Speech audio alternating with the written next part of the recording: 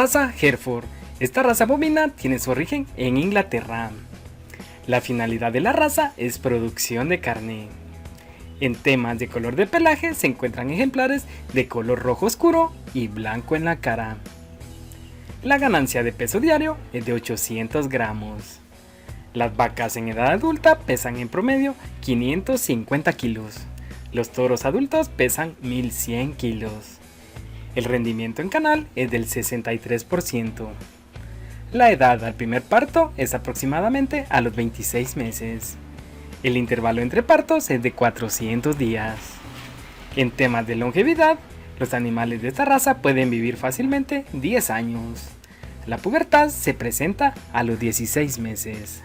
Esta raza bovina ha demostrado buen comportamiento en cruces con razas de bovinas, donde se expresa bien el vigor híbrido. Los animales de esta raza son llamados cara blanca. Son animales rústicos. Pueden recorrer potreros para alimentarse.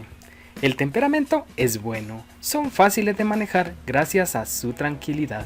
Al cruzar Hereford con Brahman, los híbridos poseen mejor peso al destete que usando hembras de la misma raza. El cruce de Hereford con Holstein origina crías excelentes. También se hacen cruzas con Angus, Charolais, Simmental, Shorton, obteniéndose animales rústicos con buena conversión alimenticia.